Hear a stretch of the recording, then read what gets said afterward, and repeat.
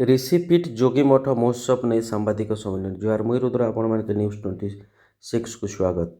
आसंता 10 रु 13 अप्रैल पर्यंत हेबाकु थिबा उपेन्द्र प्रभाकर उच्च माध्यमिक विद्यालय तुगला ठारे ऋषिपीठ जोगीमठ महोत्सव नहीं आज सांबादिक सम्मिलन अनुष्ठित होइतिला। उक्त सम्मिलन रे ऋषिपीठ जोगीमठ महोत्सवर सभापति राजकुमार खेमका, संपादक माल्यवंत सुना, समाजसेवी दिनेश तिवारी समेत 5 जन उपसभापति मंचासीन थिले। हजारे वर्षर संस्कृति ऋषिपीठ जोगीमठ निजर शिलालिपि को नहीं तार गर्वित करे एवं एहाकू आपणकर पर्यटन मानचित्र स्थान देवाई एही महोत्सव आरंभ करा जायछि बोली सभापति कहिथिले।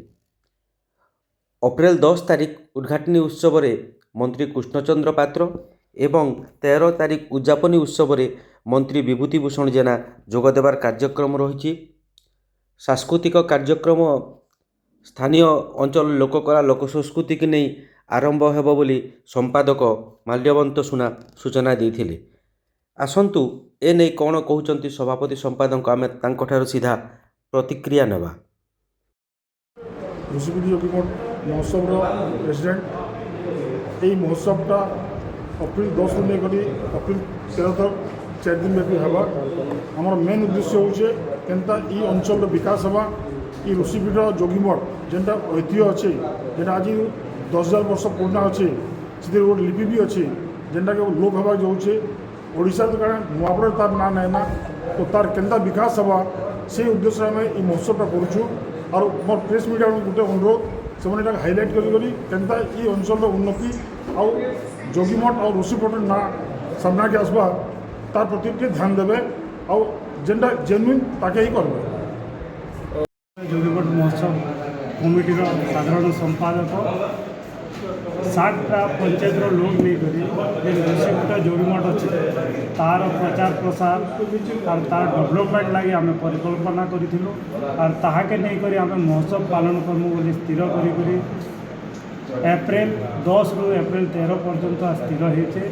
और तार मुख्य उद्देश्य होचे आम ऋषिपीठ जोगीमठ और ई एरियार कल्चर जे लुकायित होचे तार पुनरुद्धार करवा तार प्रचार प्रसार करवा एवं स्टार नाइट हिसाब से आमर कलाहांडी जिलार सर्वेश्वर भोई आउछन और प्राय प्राय नुआपड़ा आमर खरियार अंचल जिते भी कलाकार अच्छा सांगे जोगाजोग करी तांकर कला ये महोत्सव रे केनता परिदर्शन करबे ताके आखि आगे रखिक सब करा जाउछे।